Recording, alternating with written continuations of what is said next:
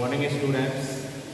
आज हम फिर एक नई हेडिंग के साथ आपके सामने हैं। हम आपको इस हेडिंग के इस 4th चैप्टर की हेडिंग को समझा रहे हैं और आपको ध्यान देना है कि इस हेडिंग का पहले नाम क्या है। आवेशित संधारित्र की स्थितिज ऊर्जा। हेडिंग का नाम क्या है? आवेशित संधारित्र की स्थितिज ऊर्जा। इसका ये आपका चित्र बना हुआ है। सबसे पहले हमें इसको समझना है कि स्थितिज ऊर्जा क्या है। जैसे आप सभी जानते हैं कि कोई भी चालक है या संधारित्र है, यदि उसको हम कोई विद्युत आवेश या कुछ नहीं देते हैं तो वो आपका उदासीन पड़ा रहता है, मतलब कोई कार्य नहीं होता। और जैसे ही आप उसको आवेश देना प्रारंभ करते हैं तो वो कुछ ना कुछ कार्य करना प्रारंभ कर देता है और यही कार्य उस संधारित्र की स्थितिज ऊर्जा के रूप में संचित हो जाता है। डेफिनेशन आपको लिखनी है तो मैं इसको 2 बार रिपीट कर रहा हूँ। पर्टिकुलर परिभाषा कैसे लिखेंगे? जब किसी संधारित्र को आवेशित किया जाता है, जब किसी संधारित्र को आवेशित किया जाता है तो उसको आवेशित करने में कुछ कार्य करना पड़ता है जो संधारित्र की वैद्युत स्थितिज ऊर्जा के रूप में संचित हो जाता है। जब संधारित्र को किसी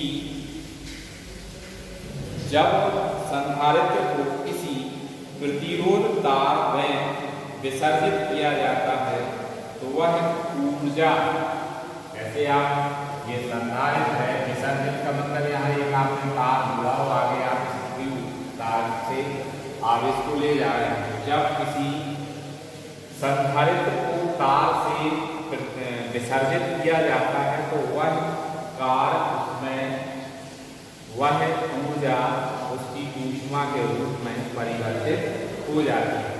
डेफिनेशन आपकी यही है कि जब किसी संधारित्र को आवेशित किया जाता है तो उसको कुछ आवेश दिया जाता है और उसमें कुछ कार्य प्रारंभ हो जाता है।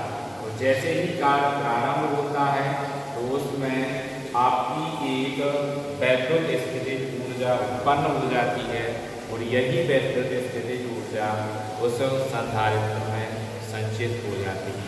ये आपका समझाना था। 2 लाइन की परिभाषा हम आपको बोल चुके हैं, उसको आपको नोट करना है। और अगर आप बोल करके नहीं समझ पाएँ तो उसको आप नोट जो आपकी बुक है उसमें भी आपकी डेफिनेशन लिखी हुई है। अब हमें चित्र के बारे में समझना है।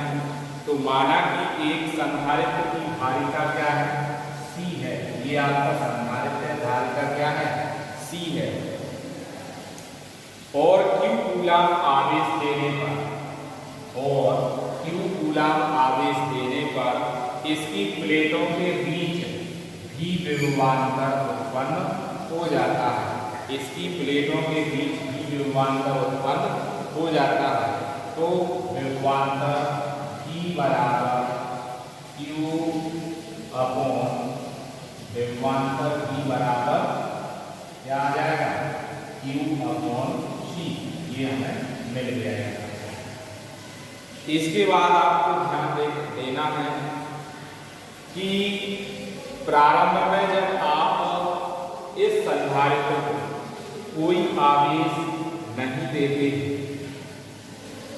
प्रारंभ में आप जब कोई आवेश नहीं देते हैं तो उस स्थिति में इसमें उत्पन्न विभव भी आपका कैसा रहता है? 0 रहता है।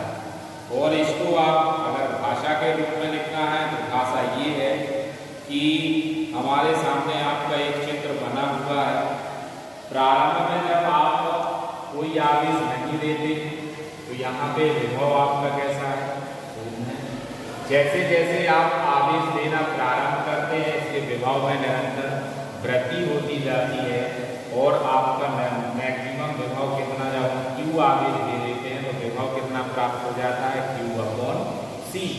अब आपको इसका विभव स्थितिज ऊर्जा निकालनी है तो हम लिखेंगे समकोण त्रिभुज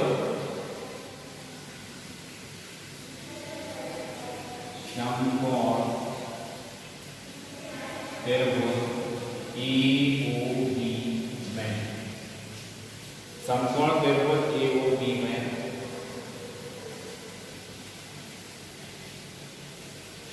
संधारित्र में संचित स्थितिज ऊर्जा,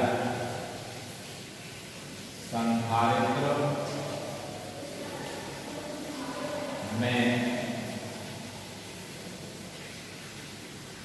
संचित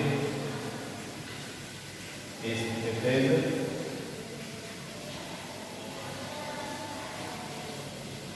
ऊर्जा U बराबर क्या आ जाएगा आपका 1/2। अब आप जानते हैं समकोण त्रिभुज है तो समकोण त्रिभुज के क्षेत्रफल अगर आपको निकालना है तो उसका फॉर्मूला क्या रहता है, आधार गुणन लंब या आधार मल्टीपल ऊंचाई। तो हमारा आधार क्या है, यहाँ से आधार क्या है OB, लंब क्या है AB। तो आपका सूत्र क्या बन गया, U बराबर 1/2। OB की वैल्यू क्या है आपकी Q, AB की वैल्यू क्या है Q/C। तो फॉर्मूला क्या बन गया, U बराबर 1/2 Q²/C। ये आपने फॉर्मूला प्राप्त कर लिया है। और यदि आप Q बराबर यहाँ से Q बराबर आप CD रख दें तो फॉर्मूला क्या बन जाएगा, यही U बराबर 1/2 मल्टीप्लाई C² V²/C। तो एक C से C कट जाएगा तो U बराबर क्या आ गया 1/2 CV²। इस तरह आपको स्थितिज ऊर्जा के दो फॉर्मूले प्राप्त हो गए, U बराबर 1/2 Q² C और U बराबर 1/2 CV²। यही आपकी स्थितिज किसी संधारित्र की स्थितिज ऊर्जा है जिसका मात्रक क्या होता है, जूल।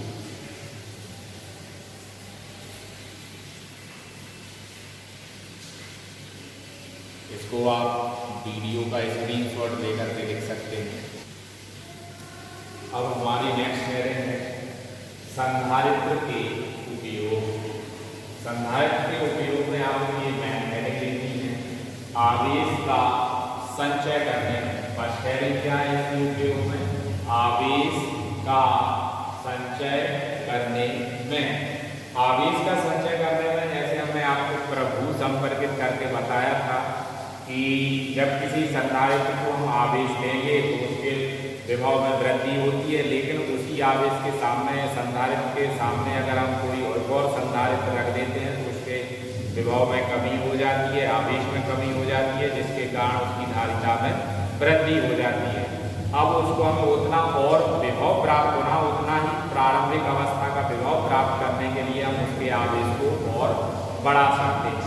तो इसका मतलब है कि यदि आप किसी संधारित्र को किसी परिपथ में आवेश संचय करना है तो उसके लिए आप संधारित्र का उपयोग कर सकते हैं।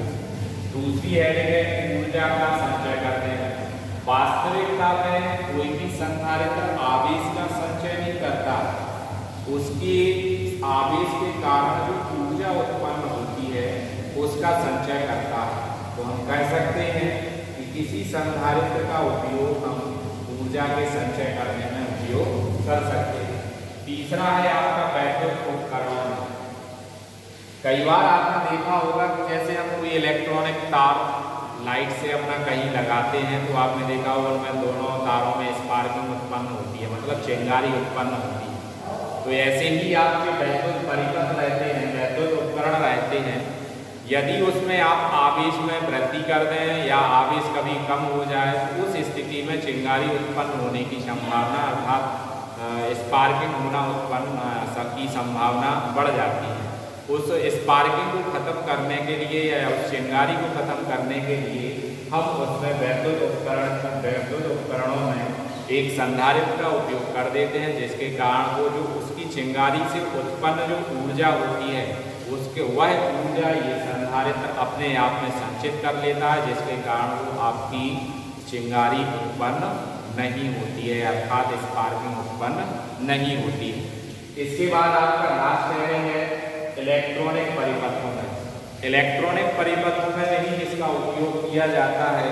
इलेक्ट्रॉनिक परिपथ से जैसे कोई भी आप इलेक्ट्रॉन टीवी है या कुछ चीज़ आप टीवी है, प्रेस टीवी है, आपका कंप्यूटर है आदि ऐसी चीज़ें बनाई जाती हैं जिसमें कई इन उपकरण में इलेक्ट्रॉनिक परिपथों में आपकी चिंगारियाँ एकाएक उत्पन्न हो जाती हैं। जैसे वोल्टेज एकाएक बढ़ जाता है तो उस स्थिति में पूरा परिपथ हमारा खराब हो सकता है, और उस परिपथ को खराब होने से बचाने के लिए हम क्या करते हैं, उसमें यदि आप संधारित्र का उपयोग कर लेंगे तो उस उपकरण वह पूरा आपका जो परिपथ है पूरा सुरक्षित रहेगा, क्योंकि जो आपकी चिंगारी से आपके परिपथों में जो लाइट का वोल्टेज बढ़ने के कारण ऊर्जा एकाएक उत्पन्न होगी वो संधारित्र अपने आप में संचित कर लेगा और आपका पूरा परिपथ क्षतिग्रस्त होने से बच जाता है। तो इस प्रकार हमारे कितने पॉइंट हैं संधारित्रों के उपयोग के? 4 पॉइंट हैं। पहला पॉइंट हमारा क्या है? आवेश का संचय करने में, ऊर्जा का संचय करने में, वैद्युत उपकरणों में, इलेक्ट्रॉनिक परिपथों में। आपका बोर्ड पेपर में क्वेश्चन आ जाता है कि आप संधारित्र के उपयोग लिखिए, तो आपको यही 4 लाइनें लिख देना।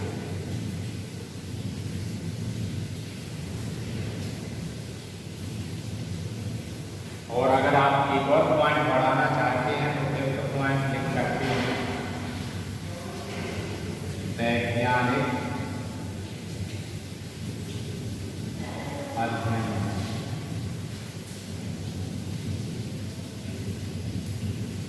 फिफ्थ पॉइंट आपका क्या हो जाएगा? वैज्ञानिक अध्ययन में। वैज्ञानिक अध्ययन का मतलब आपका है कि संधारित्र का उपयोग वैज्ञानिक अध्ययन में भी कम नहीं करते हैं, मतलब वो अधिक से अधिक इन संधारित्र का उपयोग करते हैं, क्योंकि उन्हें उच्च विभव की आवश्यकता होती है और विभिन्न संधारित्रों व आकारों की प्लेट वो प्रयुक्त करते हैं। तो उनके बीच जो आपका विन्यास उत्पन्न होगा, और विन्यास का मतलब जैसे कोई प्लेट उन्होंने इतनी बड़ी बनाई तो इसको 2 भागों में बांट दिया। अब आपकी ये 2 प्लेटें होंगी, इनको आपस में जुड़ा है, इनमें बीच में कहीं ना कहीं कुछ ना कुछ स्पार्किंग हो, तो उससे बचने के लिए हम उसमें किसका उपयोग कर देते हैं? संधारित्र का उपयोग कर देते हैं। तो वैज्ञानिक भी अपनी खोजें जो भी आप नए परिपथ बनाते हैं तो उनमें वो भी अपने संधारित्रों का उपयोग करते हैं।